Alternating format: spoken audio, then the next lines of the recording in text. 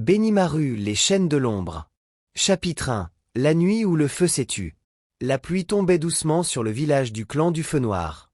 Les toits de bois luisaient sous les lanternes rouges suspendues aux portes. Des enfants riaient encore dans les ruelles, inconscients du destin qui approchait. Dans une maison traditionnelle, l'odeur du thé chaud remplissait l'air. Benimaru, 10 ans, était assis près de la fenêtre. Il observait les flammes danser dans le brasero. Benimaru, pensait. Pourquoi les flammes changent-elles toujours de forme, mais ne disparaissent jamais? Sa mère s'approcha et posa une main douce sur sa tête. Mère, sourire inquiet, tu es encore perdu dans tes pensées? Benimaru, maman, est-ce que notre clan est vraiment dangereux? Elle hésita. Le vent fit trembler les portes en papier. Mère, non. Les gens ont simplement peur de ce qu'ils ne comprennent pas. À l'extérieur, sur la place centrale, des shinobi armés entraient silencieusement dans le village. Leurs bandeaux portaient d'autres clans, pourtant, ils avançaient ensemble. Un ancien remarqua les silhouettes. Ancien, voix tremblante. Ce sont des alliés, n'est-ce pas? Personne ne répondit.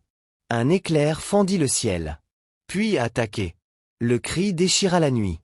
Les flammes explosèrent. Les maisons brûlaient. Les cris remplacèrent les rires. Benimaru se leva brusquement. Benimaru, maman? C'était quoi ce bruit? La porte vola en éclats. Son père entra, couvert de sang, le regard dur. Père, Benimaru. Écoute-moi bien. Ne parle pas. Ne regarde pas en arrière. Benimaru, paniqué. Papa, qu'est-ce qui se passe? Une explosion secoua la maison. La mère de Benimaru tomba à genoux. Mère, en pleurs. Ils nous ont trahis. Le père ouvrit une trappe dissimulée sous le tatami.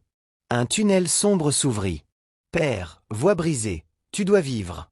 Peu importe ce qu'ils disent de nous. Benimaru tremblait. Benimaru, et vous? Sa mère l'attrapa et le serra fort contre elle. Mère, chuchotant, le feu ne meurt jamais, il attend. Elle le poussa dans le tunnel.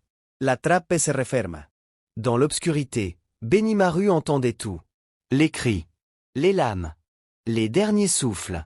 Il serrait ses genoux contre lui. Benimaru, pensait, je ne veux pas oublier. Une chaleur étrange brûla sa poitrine. Un symbole noir en forme de flamme apparut faiblement.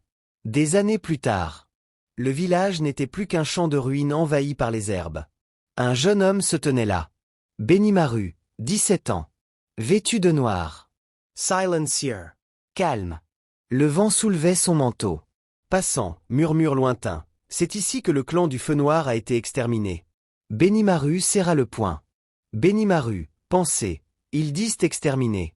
Moi, je dis enchaîné. Il se retourna, quittant les ruines. Dernière page. Sur une colline, sous la lune. Une flamme noire dansa au creux de sa main. Benimaru, à voix basse, je découvrirai la vérité, et je briserai mes chaînes. Merci d'avoir regardé ce chapitre jusqu'à la fin. Ton soutien compte énormément pour moi. N'hésite pas à t'abonner, liker et partager pour ne rien rater de la suite de l'histoire.